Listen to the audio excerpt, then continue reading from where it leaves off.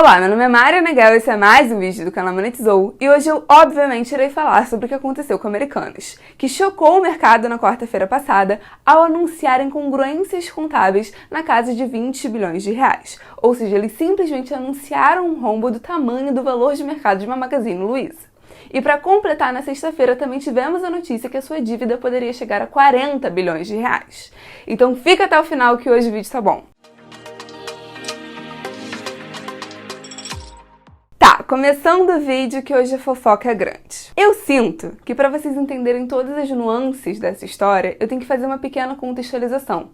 Então, antes de explicar o que de fato aconteceu nessa última semana, eu vou fazer uma pequena introdução explicando quem de fato é a Americanas de mercado, né, qual é o peso dela no mercado, o que ela passou em 2022 e qual era a expectativa que se tinha para a empresa em 2023, o que se esperava para a companhia em 2023 antes dessa última semana. Então, primeiro, quem é Americanas? Todo mundo conhece quem é Americanas, né? Ela é uma das maiores varejistas do Brasil. Inclusive, quando se fala de Americanas, não estamos falando somente das lojas Americanas, mas sim de um conglomerado. Então, sim, tem as lojas Americanas, né? Que tem milhares de lojas espalhadas pelo Brasil. Tem Americanas.com, uma loja online gigantesca. Tem Submarino. Então, quando eu falo da Americanas, é importante a gente entender que eu tô falando de uma puta empresa. Uma empresa enorme, uma empresa com histórico, uma empresa que já era conhecida no mercado, uma empresa com balanços auditados, uma empresa que não é qualquer uma. Isso significa que ela era imune a críticas? Não. Inclusive, ela estava sendo bem criticada em 2022. Eu, por exemplo, fiz um vídeo aqui sobre varejo e critiquei Americanas. E por quê? Primeiro porque, bem, 2022 foi um ano bem difícil para as varejistas de forma geral. Foi um ano marcado com inflação alta e juros altos. As varejistas são empresas extremamente cíclicas, que dependem muito das condições de mercado. Essa combinação para elas acaba sendo bem fatal. Isso se mostrava no resultado da companhia, estava sendo negativamente afetado, ao ponto que a Americanas teve um dos piores desempenhos na bolsa em 2022, né? Foi a segunda maior queda, só ficou atrás de IRB, ironicamente. Agora, todas essas críticas eram feitas, mas nunca se passou pela cabeça do mercado que uma porra assim iria acontecer, né? Tinha-se críticas à companhia Americanas, tinha-se críticas à forma de negócios, tinha-se críticas à vulnerabilidade do setor. Tudo isso era criticável. Mas como eu falei, Americanas em si era considerada uma empresa, entre aspas, séria. Era considerada uma empresa que tinha balanços auditados, que as informações passadas seriam, no mínimo, corretas. Não passou pela cabeça do mercado em nenhum momento que as informações publicadas pela companhia, que já não eram exatamente as mil maravilhas, né, que essas informações poderiam ser falsas, poderiam ser incorretas, ou enfim, o nome que você queira dar, poderiam ter inconsistências. Tanto que muita gente estava acreditando na empresa para 2023. Né? Antes do que aconteceu nessa última semana, várias casas de análise estavam recomendando a compra dos papéis, estavam recomendando a compra de Americanas, porque realmente foi uma empresa que passou por um ano muito difícil em 2022, mas a visão que o mercado tinha era essa que eu compartilhei. Apesar das falhas e apesar das críticas, é um dos maiores players do setor. Se a situação macroeconômica melhorar, pode ser que Americanas consiga engatar. E outra coisa que estava animando muito o mercado era que a gestão da companhia iria mudar. Em janeiro, dia 2, ia entrar um novo CEO e um novo DRI, né, um novo diretor de relações com investidores. E eram dois nomes que o mercado, em teoria, gostava. Né, o Sérgio, por exemplo, que seria o novo CEO, era um nome que o mercado gostava muito, porque ele conseguiu fazer uma ótima gestão no Santander. Então, apesar de tudo isso, né, que eu falei no começo do vídeo, tinha muita gente que estava olhando para Americanas como um bom case para 2023. E aí, vem a bomba que muda toda essa história. Né? Vem a bomba que muda toda essa historinha que o mercado estava na cabeça.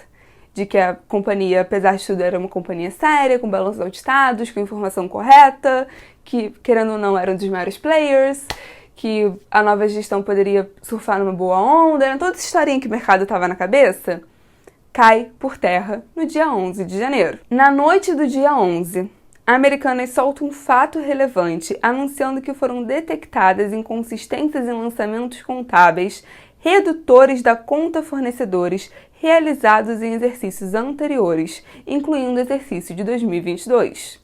E que numa análise preliminar, área contábil da companhia estimaria que os valores das inconsistências seriam na dimensão de 20 bilhões de reais, até 30 de setembro de 2022. Ou seja, na noite do dia 11 de janeiro, a Americanas simplesmente vira para o mercado e fala que achou um rombo na casa de 20 bilhões de reais.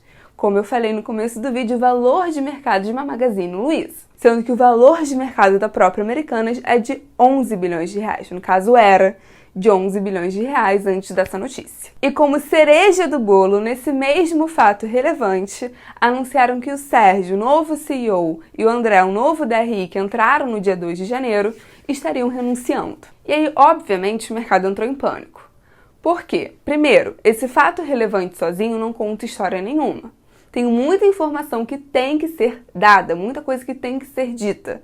E que a companhia ainda não passou para o mercado. Até porque o próprio Sérgio falou que ele não tem certeza do que aconteceu. Ele acabou de chegar. Entrou dia 2 de janeiro e renunciou no dia 11. Ele ficou 9 dias na companhia. E aí vem o segundo ponto que assusta. O Sérgio, com certeza assim, chegou, foi organizar a casinha e alguém falou para ele que isso existia. Isso com certeza era algo sabido na companhia. A gestão anterior com certeza sabia disso, porque, de novo, a gente está falando de um valor que, enfim, de 20, 40 bilhões, na casa dos bilhões de reais, que não foi comunicado ao mercado. E aí, independente do motivo de como isso aconteceu, que eu vou explicar mais à frente do vídeo, isso é mau caratismo para dizer o mínimo. Falei no TikTok sobre, chamei de fraude, acho que é. Tem muita coisa que tem que ser explicada. Tá muito feio. Eu entendo o Sérgio, por exemplo, tirar o corpo fora. Se eu fosse ele, eu não sei se eu gostaria de comprar essa pica, porque ele também não sabia que isso existia. Mas aí também vem a terceira questão que chocou o mercado, que é a grande nova gestão que iria ajudar a Americanas a decolar em 2023, saiu. Então, da noite para o dia, explodiu uma bomba e toda a tese que estava sendo construída por parte do mercado caiu por terra. E aí, enfim, o resto da semana foi essa bagunça que a gente acompanhou. Na quinta, o Sérgio fez uma call para explicar, enfim, o que tinha acontecido, para o BTG. Eu não cheguei a ver justamente porque foi um call fechado. Ele também publicou um vídeo de 11 minutos falando para o mercado, abertamente. A ação da Americanas derreteu completamente, caiu 70%. Inclusive o setor de varejo inteiro acabou caindo. E na quinta ainda também veio a notícia de que esses 20 bilhões talvez fossem somente um valor inicial. E aí tem muita gente me perguntando, nos vídeos que eu postei, o que exatamente aconteceu.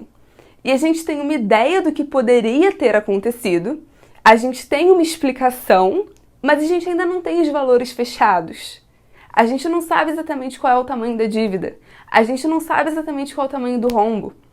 Então tem muitas pontas soltas, muitas. Na sexta saiu a notícia de que a dívida poderia ser na casa de 40 bilhões, mas enfim, ainda não se sabe qual seria o valor exato. Saiu também a notícia que a empresa poderia pedir recuperação judicial e a Americanas deixou de patrocinar o BBB. E aí, ok, entendemos a sequência de acontecimentos. Isso explicado, linha temporal desenhada. O que de fato aconteceu? Aparentemente, a partir das informações divulgadas pela companhia até o momento, a partir do que o Sérgio falou, acredita-se que a Americanas cometeu uma série de erros contábeis.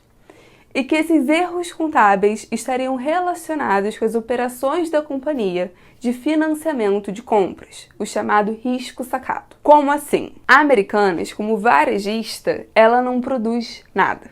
Tudo que ela vende, ela compra de outras pessoas, ela compra de fornecedores. Seja o M&M, o Kit Kat, o chocolate, o salgadinho, o micro-ondas, o livro, o CD, o brinquedo. Tudo que ela vende, ela comprou de alguém. E mudando um pouquinho de assunto, pra mim, inclusive, esse é um dos grandes problemas do setor, Porque você não tem nenhum diferencial de produto. Todas as lojas vendem a mesma coisa. Então, pra você se destacar, você acaba matando no preço.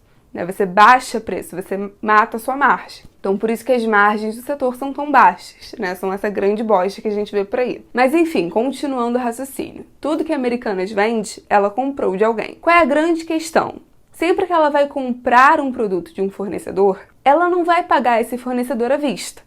Então ela acaba adquirindo uma dívida com esse fornecedor. E como que a Americanas lidava com essa dívida?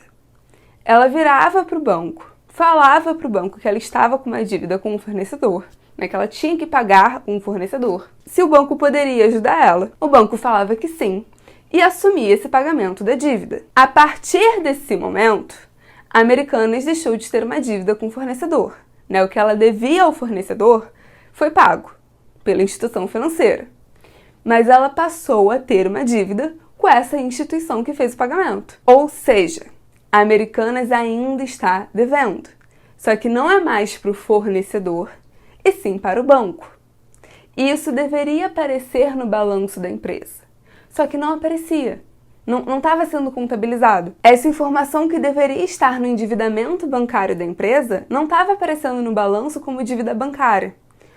O que aconteceu? Parte não foi contabilizado, né? Aparentemente não foi, se estão falando de uma dívida de 40 milhões de reais, realmente não foi contabilizado. E parte foi contabilizado, só que erroneamente. Em vez de colocarem no balanço como dívida financeira, colocaram como dívida com fornecedores. E qual é a merda? Isso é um passivo operacional e não um passivo financeiro. Sendo que em 2016 a CVM publicou um ofício circular falando para os varejistas de não adotarem essa prática para justamente evitar distorções. Porque esse é um erro contábil que gerou outros erros contábeis e que vem acontecendo aparentemente há anos.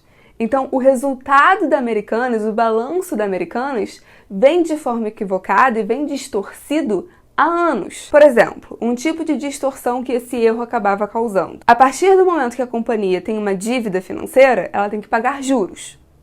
Só que qual era a merda? Toda vez que ela pagava os juros da dívida, iam no balanço e descontavam da conta de fornecedores. Quando uma empresa paga os juros de dívidas bancárias, isso é lançado no balanço da empresa como despesa financeira. Na Americanas, isso estava indo para a conta de fornecedores, estava descontando da conta de fornecedores. Então, assim, a contabilidade criativa na empresa estava comendo solta.